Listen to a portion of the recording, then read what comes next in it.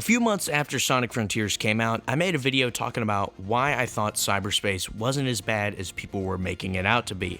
And that video still reigns true. I think on release, Cyberspace wasn't too bad. But 2 updates later, I can tell you, Cyberspace is no longer just pretty good. And I am not kidding when I say this. Some of these levels reach higher than anything featured in Generations. So let's get into it. So first off, let's talk about all the things that they've changed to Cyberspace. First off, you can now use the power boost. Now this isn't unlocked at default, you actually have to complete the Cyberspace challenge on the title screen. So it's a little bit annoying to get, but it definitely helps a lot of the 3D sections. For some reason, the 2D doesn't feel even slightly faster. I don't know why that is, but it is what it is, I guess. Then there is the jump deceleration slider. I love that they made this apply to Cyberspace because this is something that just needed to apply across the entirety of the game. So them making this apply to Cyberspace was absolutely huge because none of the other options, yes, I wish you could have your open zone control in the Cyberspace stages, but I think Cyberspace controlled fine, and so I think they could leave it like that.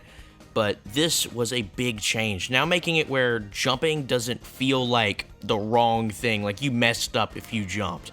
Because a lot of times it was so it felt wrong to jump. It felt like if you need to jump to do something, it felt like you weren't supposed to do that because it was so momentum killing. Then there is, of course, the big one, the spin dash. Now, this doesn't really need much explanation. We've all seen the spin dash, and it is a blast to use. Not only in the open zone, but definitely in Cyberspace as well. Actually, there's one more thing I did forget to mention, and that is that you can retain a boost during a jump. Actually, this is so weird because no one seemed to really ask for this, and this doesn't seem very expected. And it's never been done this way in a boost game, and it's pretty cool. It's just kind of a new mechanic, I guess. But with these changes, this game no longer feels like a boost game. It really feels like an adventure game. And I'm not just saying that because, oh, it has a spin dash. I mean that because the way you can use the level design to your advantage is so much fun. I think the best example I have is got to be 4-1. Not only is this stage already pretty good on its own, it is made leagues and bounds better with the spin dash. Take a look.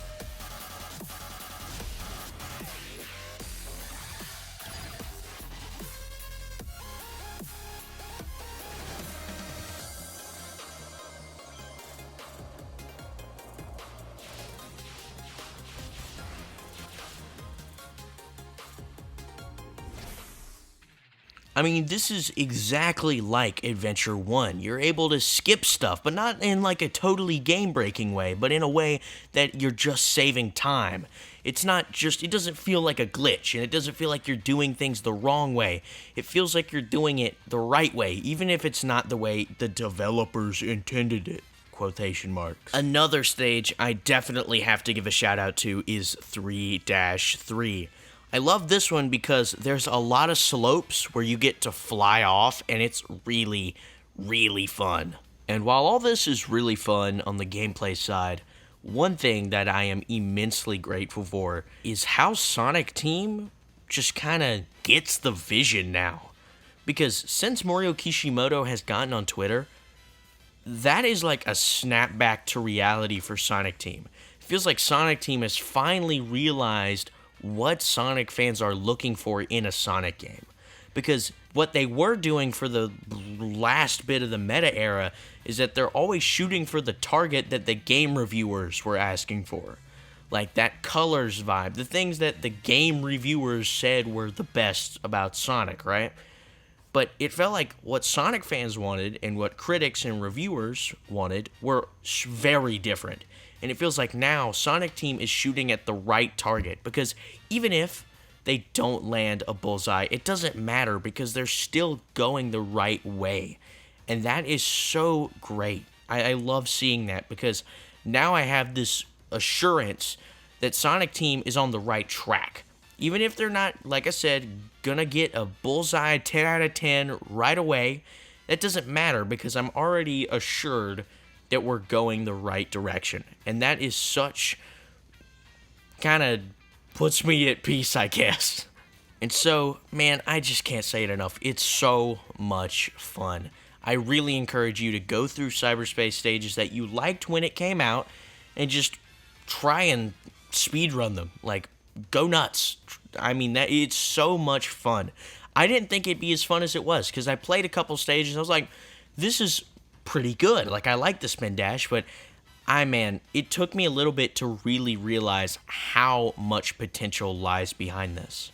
And so, with all that said, if you did enjoy, please subscribe, because, I mean, I could say it now. Road to 1K. I mean, we're really getting pretty close. So, if you'd like to be on that bandwagon, or if you enjoyed the content, whatever, I invite you to subscribe if this is the kind of content you're looking for on YouTube. And so, I'll see you next time. Goodbye.